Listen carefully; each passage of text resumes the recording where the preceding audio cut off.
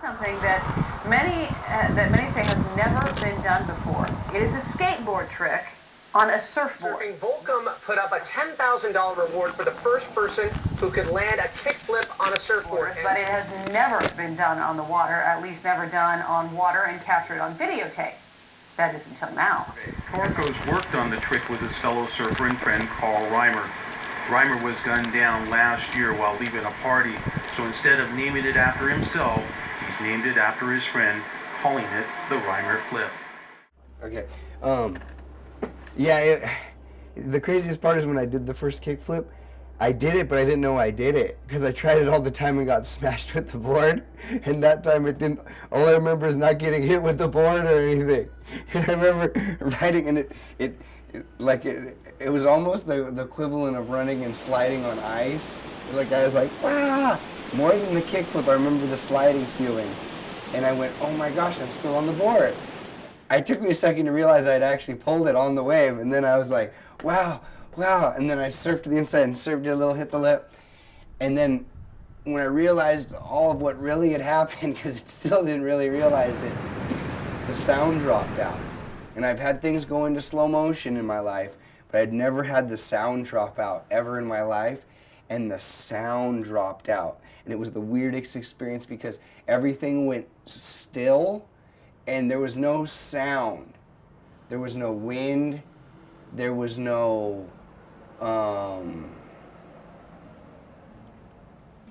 no noise of the ocean. It was I'll never forget that. It was unbelievable. Literally, I went deaf for a moment. I broke every board I had on my face before I actually did it. I did it on my brother's board. So you didn't even land it on your own board? No, because I broke them all on my face. Because it's like when you do the kickflip in the wind, it's like when a cartoon steps on the rake, it hits you straight in the face.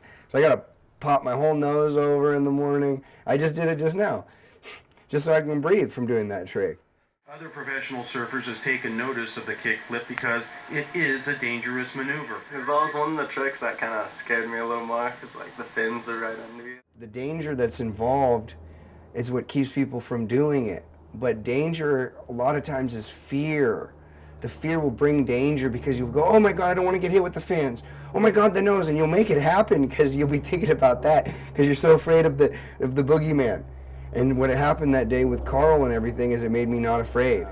He's like, you know, you could do that trick over anyone in the world, and kind of brought it to that kind of words. And I was like, what? And he's like, yeah, you could do it over anyone in the world, and you can do shove-its like real consistent. And this is not me speaking. He like really was like, you know, speaking highly of me to myself. And I was like, man, I don't know, dude, you know, like, yeah, I got a wife and kids, and I need to focus on this dead-end job.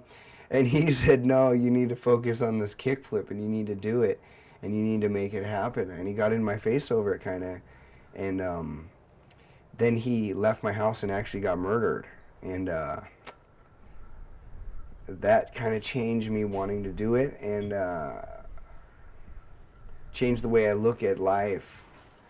The way I viewed that trick was I needed to make it happen before I died. It was kind of my goal. As crazy as that sounds, I just really wanted to do it. And then I wanted to do it to influence kids to pull tricks, not triggers. And very lucky I got to do it because could you imagine not getting to do it and then have all that in your heart and all that pain? So I feel really lucky that I got to do it. So that's why I did the kickflip for Carl Reimer. And yeah, buddy. I just saw 3 like perfect ones, dude. Like those ones that were a little smaller, they weren't closing out. Super.